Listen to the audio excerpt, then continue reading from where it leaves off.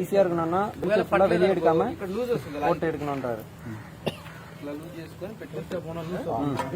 டைட்டா போடணும்.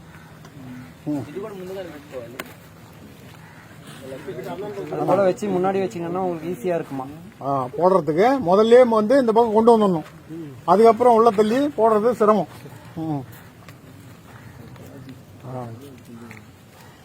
ஆமா, இதுல வந்து 2-3 சைஸ் இருக்கு. எத்தனை சைஸ் இருக்கு? 8 to 9. ஆனா போடலாம். 10, 11 இருக்கு கூட 9ஆம் நம்பரை போட முடியும். 6 to 10 வரைக்கும் 6ல இருந்து 10 நம்பர் செப்பல் சைஸ் இருக்கிறவங்க இதை ఉపయోగపడతాం.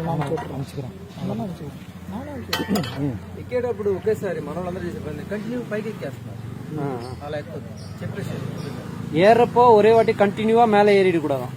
ஜஸ்ட் ఒక 4-5 அడుகுల్లోనే ప్రాక్టీస్ చేయాలి. ఒక 4-5 సార్లు ஏறப்போ எப்பவுமே 4 அடி 5 அடி முதல்ல பிராக்டிஸ் பண்ணும்போது ஒரு 6 அடிக்குள்ள பிராக்டிஸ் பண்ணணும். அதுக்கு மேல பிராக்டிஸ் பண்ணும்போது ஸ்லிப் ஆச்சுன்னா சிரமம்ன்றதால அதுக்கு மேல பண்ணணும். మళ్ళీ వెంటనే దిగేయాలి.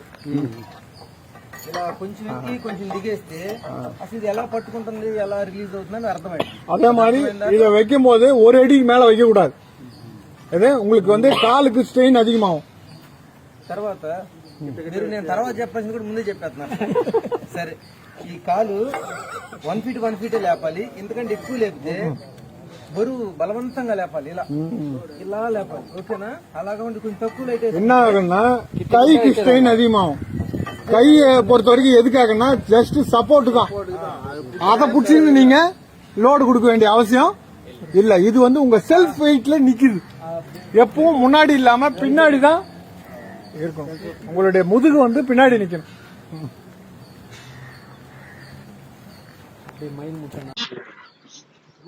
కట్ చేసి మళ్ళీ ఫోన్ నెంబర్ పేరేముంది? எப்படி தூக்கின்னு போறது நான் காட்டுறேன் அப்படிங்கிறாப்ல. அது சொல்ல இதுக்கு முன்னாடி ஏதோ சொன்னேன்.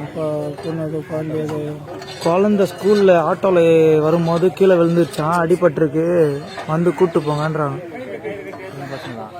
அவர் பொண்ணுதான். சொல்லிட்டேம்மா? சொல்லிட்டேன். ஃபர்ஸ்ட் பிஸியாகிறான்னு சொன்னேன். கிந்த படுப்பேன்னா சொல்லிட்டேன்.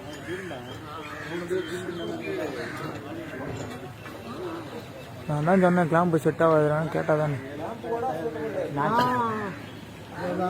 అంతదా నేను చెప్తాను.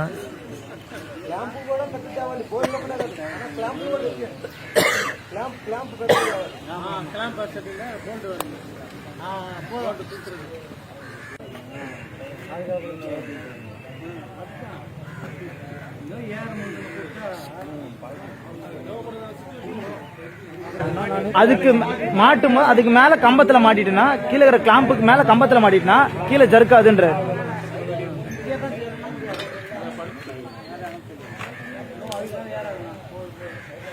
ஏறி பத்தினே காட்டுவார்.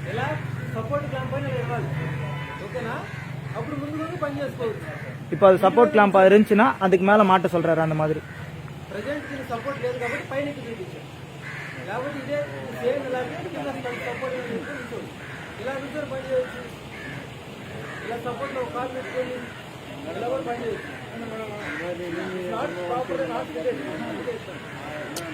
ஃபிட் பண்ணல. ஃபிட் பண்ணாது.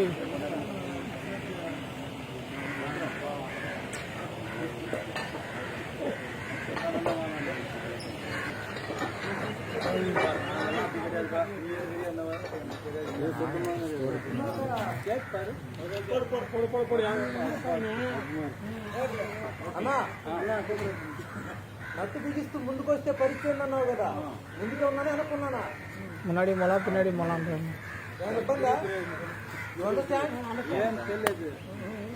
మనం సరిగా చేస్తే ఏం కాదు, మామూలుగా మిస్టేక్ చేస్తే ఎలా చేసినా problem. First field worker after supply அதான் நாளையே பேசிட்டு தான் மால் அடிச்சு போறாங்க. அது 7 நாள் உட்காந்து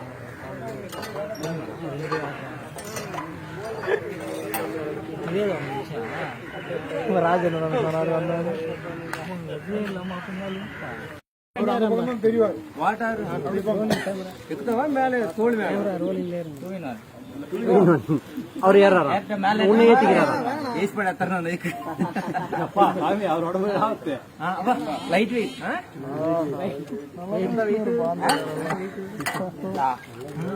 பெஞ்சு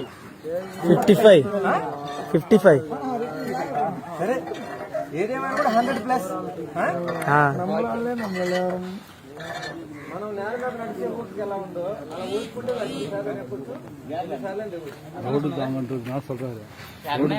ஆமா எவ்வளவு லோடுன்னா தாங்கன்றாரு లోడ్ ఎంతన్నా తాంగుతుంది ఒకటే లెగ్ మీద మళ్ళీ ఒకే లెగ్ ఒరే కాళ్ళ ఎவ்வளவு వెయిట్ అన్నా తాంగலாம் గట్టిగా పెట్టుకో తిన్నావా లేదా లేదు ఏ சாப்பிடுயா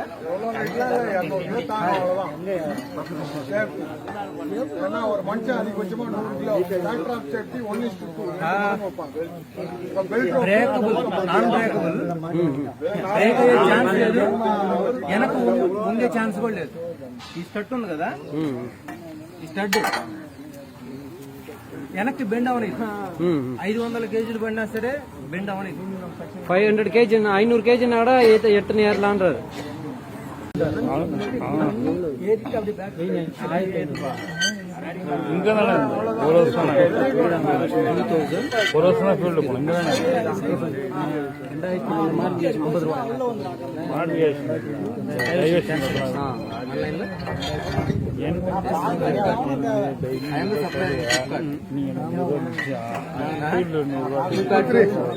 డైరెక్ట్ సప్లై 2050 ఆన్లైన్ లో 2300 డైరెక్ట్ మీరు దీంట్లో పెట్టుకుంటే తీసుకోవచ్చు మీ సప్లై ఆల్రెడీ తీసుకున్నారు వాళ్ళు ఫ్లిప్కార్ట్ లో తీసుకున్నారు ఫ్లిప్కార్ట్ లో ఇచ్చింది నేనే డైరెక్ట్ నీకు పట్టుకోవచ్చు కదా నా దగ్గర అయితే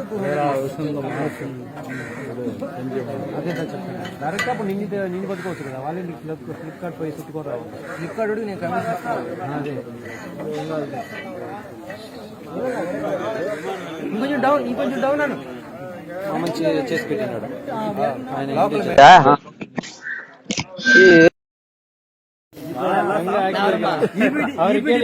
వర్క్ చేసే వాళ్ళెల్లా ఎప్పుడు కూడా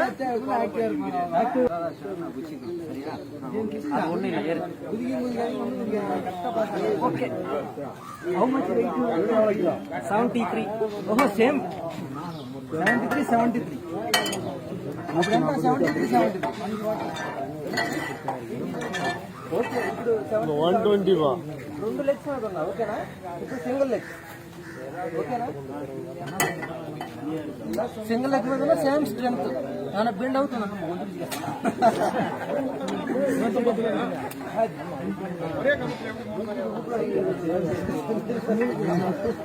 ఓకే గట్టిగా పట్టుకో సో ఎంత వెయిట్ ఉన్నా సరే దీని స్ట్రెంత్ సేమ్ దింపుతా ఓకే ఓకే అన్న గుడ్ நம்ம ஸ்டாஃப் வீடியோ எடுத்து அனுப்பணும் அதுக்காக సో ఇలా ఉంటే ఇక్కడికి వచ్చిన తర్వాత ఇది ఇట్లా రిమూవ్ చేసుకొని తప్పించుకోండి అంతే అందుకోసం మాత్రం ఈ రిమూవింగ్ ఓకేనా మామూలుగా அணைச்சு வைக்கிறது பின்னாடி வளைச்ச மாதிரி இருக்கணும்